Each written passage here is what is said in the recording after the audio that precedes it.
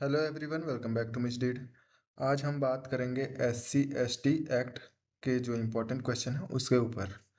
तो सबसे पहले आप ये देख सकते हो, प्रिवेंशन ऑफ एट्रोसिटीज़। इसका मतलब क्या है कि जो पास्ट में किसी इंसान के ऊपर या फिर किसी एक जाति के ऊपर जो भेदभाव की वजह से या फिर जो प्रताड़ना किया जाता था उसके ऊपर इसमें बात किया जाता है खास करके। बाकी अब हम फर्स्ट क्वेश्चन पे आते हैं। चलो, as per the Scheduled Castes and Scheduled Tribe Amendment Act 2015, which of the following is not a dependent under Section 2? इसका मतलब ये बोला जा रहा है कि सेक्शन 2 के अंदर में ऐसा कौन सा रिश्ता है जो डिपेंडेंट मतलब किसी के ऊपर निर्भर नहीं है। जैसे कि हम माता पिता के ऊपर निर्भर होते हैं कि वो हमें खाने के लिए दें, कुछ इस तरीके से, या फिर कुछ भी चीज़ें जो कानूनी तौर पर सेक्शन 2 में बताया गया है। तो इसमें सिस्टर, पेरेंट्स, स्पाउस, ये सभी चीज़ों को, चिल्ड्रंस को भी बताया गया है। लेकिन इसमें जो ई नंबर है, ग्रैंड पेरेंट्स जैसे दादा दादी, इनके ऊपर नहीं बताया गया है। तो इसमें ई नंबर आंसर होगा अपना, जिसको मैंने बोल्ड में करके छोड़ दिया है। इसको आप देख सकते हो, बाकी नोट डाउन भी कर लेना। अब हमारा दूसरा क्वेश्चन आ जाता है, the scheduled caste and the scheduled tribes act exacts to. इसका मतलब क्या है कि ये जो SC/ST एक्ट है, ये पूरे भारत में कहाँ कहाँ लागू किया जाता है, फिर पूरे भारत में लागू किया जाता है। तो इसको अगर दिमाग से सोचोगे तो जो ये हमको आंसर में दिखा रहा है ABCD, तो इसमें थोड़ा सा घुमावदार है। जैसे कि फर्स्ट में बोला है, the whole of the India except the state of Jammu and Kashmir. इसका मतलब जम्मू और कश्मीर को पूरा अलग ही कर रहा है, ऐसा नहीं है। क्योंकि जो SC/ST एक्ट है ये पूरे इंडिया के लिए है, इसलिए हम लोग का बी नंबर आंसर होगा, the whole of the India. बाकी जो भी चीज़ें हैं उसको आप ध्यान से देख सकते हो। इसमें क्या हो रहा है कि सिर्फ दो, SC और ST, इन दोनों के ऊपर बात किया जा रहा है। इसका मतलब ये पूरे भारत के प्रजाति हैं, ये कोई एक स्टेट या फिर कोई एक एरिया का नहीं माना जाएगा, ये पूरे भारत का माना जाएगा। इसलिए ये पूरे भारत में मान्यता प्राप्त होता है, ये SC/ST एक्ट वाला। तो इसका होगा बी नंबर आंसर। तो अब हमारा तीसरा नंबर का क्वेश्चन आता है। इसमें क्या दिया गया है देखो, the schedule caste and schedule tribes act 1989 is related to which article of the constitution. इसका सिंपल में आपको समझना है हिंदी में। तो इसका मतलब है कि संविधान, कॉन्स्टिट्यूशन, इसके किस अनुच्छेद के अंदर में ये SC/ST एक्ट 1989 आता है। तो ये होगा हमारा अनुच्छेद 17। इसको आप अपने पास बुक होगा तो एक बार खोल के देख लेना, क्योंकि ये इम्पोर्टेंट है। और अब हम आते हैं चौथे नंबर में। अब चलो हम चौथे नंबर के क्वेश्चन में आते हैं।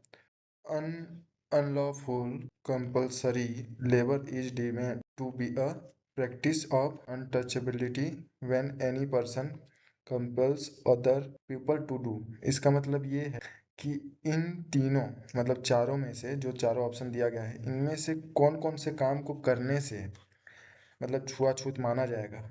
हिंदी में छुआछूत के ऊपर बात किया गया है।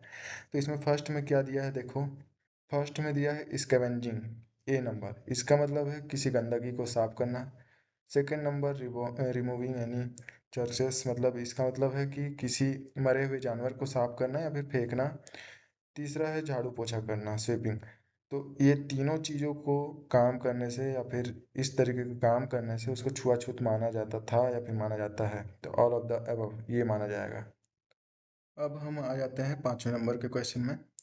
The maximum punishment provided for the offence under section 3(1) of the schedule caste and schedule tribes act 1989 is. इसका क्वेश्चन का मतलब ये है कि सेक्शन 3(1) के तहत अगर कोई कुछ अपराध कर रहा है SC/ST एक्ट के तहत में, तो उसको कितने साल की सज़ा हो सकती है और क्या फाइन दिया जा सकता है, मतलब इस चीज़ पे पूछा गया है।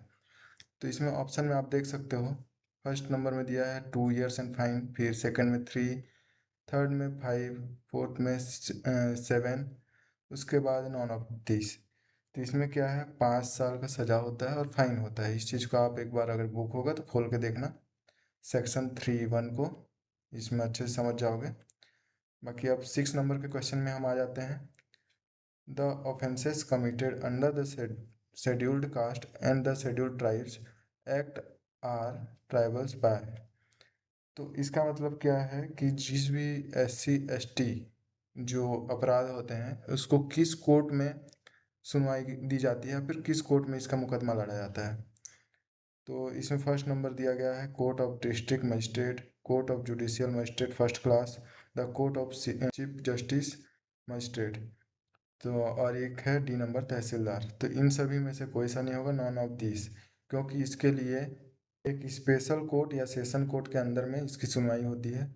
तो वो इसमें ऑप्शन में है नहीं, तो इसलिए इसमें नॉन ऑफ दिस इसको हम लोग सेलेक्ट करेंगे। अब हम लोग आ जाता है 7वें नंबर का question. Which section of the schedule caste and schedule tribes act prescribes for punishment to public servants for neglect of duties. मतलब क्या है कि कोई पब्लिक सर्वेंट मतलब सरकारी कर्मचारी अगर SC ST एक्ट के तहत कोई अपराध करता है तो उसको क्या सज़ा मिलता है, या फिर किस सेक्शन के अंदर में उसको सज़ा दी जाती है। तो इसका आता है, देखो सेक्शन 3 में तो हम ऊपर में पढ़ चुके हैं कि ये अलग वाला है, उसको आप देखोगे अपने बुक में तो आपको समझ में आ जाएगा क्या चीज़ का है। बाकी सेक्शन 4 के तहत में इसके ऊपर कार्यवाही की जाती है, तो इस चीज़ को याद रखना और इसको भी थोड़ा सा देख लेना अगर बुक रखे हो तो। बाकी इंपॉर्टेंट क्वेश्चन है इसलिए मैं बताते जा रहा हूँ एक एक करके। तो अब 8वें नंबर के क्वेश्चन में आते हैं। The power of impose collective fine of persons found guilty of offence under the SC ST act 1989 vest which the.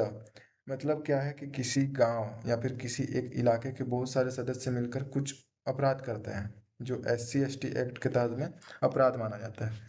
तो उन सभी को, मतलब वो एक बड़ा समूह है, तो उन सभी को कोई अगर पनिशमेंट दे सकता है तो वो कौन हो सकता है, स्टेट गवर्नमेंट। तो जो स्टेट के गवर्नमेंट होते हैं वो दे सकते हैं इस चीज़ को फाइन के तौर पे या फिर उनको सजा के रूप में। तो इसका आंसर होगा ए नंबर। बाकी जो भी चीज़ें ऑप्शन होता है आप देख सकते हो, बाकी इसमें यही होगा, इसको ध्यान रखना, स्टेट गवर्नमेंट। 9वां नंबर क्वेश्चन क्या बोल रहे हैं इसको देखिए। विच section of code of CRPC criminal procedure के ऊपर है ये।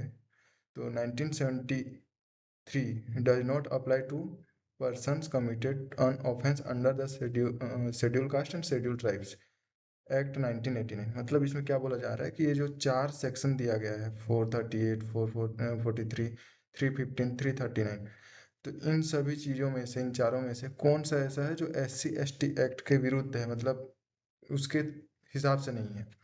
तो हम इसमें ए नंबर को बोर्ड में किए हैं, इसका मतलब क्या बता रहा हूँ देखो। ए नंबर में क्या है, जमानत के लिए बात किया गया है, 438 जमानत के लिए है ये। तो आप सभी को पता होगा या फिर नहीं पता होगा तो मैं बताता हूँ कि SC ST एक्ट के तहत में जमानत, जो ये जमानत है ये नहीं मिल सकता। मतलब ये कुछ प्रोविजनल होते हैं या फिर कुछ ऐसे टर्म एंड कंडीशन होते हैं तब जाके मिलता है, नहीं तो नहीं मिलता है इसमें। और जिसके तहत पर हम 438 को इसमें मार्क किए हैं ये उसके विरुद्ध है। 10वें नंबर का question. As provided under Section 19 of the SC and ST Act 1989, the benefit of release as probation and cannot be extended to any person. This statement is wholly true, partly true, wholly false. इसका मतलब क्या बोला गया है कि जो section 19 SC ST act के तहत अगर किसी इंसान का व्यवहार अच्छा है या फिर अच्छा होने की वजह से क्या उसे सज़ा नहीं दी जा सकती है या फिर उसकी सज़ा पे माफ़ की जा सकती है। मतलब क्या कहना है कि अगर कोई मुजरिम है, वो कोई गलत हरकत कर रहा है, कुछ गलत काम कर दिया है, तो क्या उसके व्यवहार के तौर पर उसकी सज़ा को माफ़ किया जा सकता है। तो SC ST एक्ट के तहत में हम लोग को पता है कि अगर कोई माइनर है या फिर कोई कम एज का है, जिसको दिमाग नहीं है, कम दिमाग है, तो उस टाइप के इंसान को छोड़ा जा सकता है। लेकिन वो अगर माइनर से ऊपर है, 18 साल से ऊपर है, या फिर उसमें बुद्धि है और वो अगर इस टाइप से क्राइम करता है SC ST एक्ट के तहत में या फिर सेक्शन 19 के अंदर में, तो उसको सज़ा मिलेगी ही मिलेगी। इसका कोई बेनिफिट नहीं मिलेगा कि उसका अच्छा व्यवहार है नहीं है, इस चीज़ पे कोई गौर नहीं करेगा। इसलिए हम लोग बी नंबर का ऑप्शन को चूज़ करेंगे, क्योंकि ये जो माइनर है उनके ऊपर थोड़ा सा बेनिफिट देगा, बाकी जो 18 से ऊपर है उनके ऊपर कोई भी चीज़ें काम नहीं आएगी, उन्हें सज़ा मिल के ही रहेगा। तो चलो इस तरीके से ये 10 क्वेश्चन मैंने आपको बता दिया है। और क्वेश्चन चाहिए तो आप मुझे कमेंट कर देना। बाकी thank you so much for watching, bye.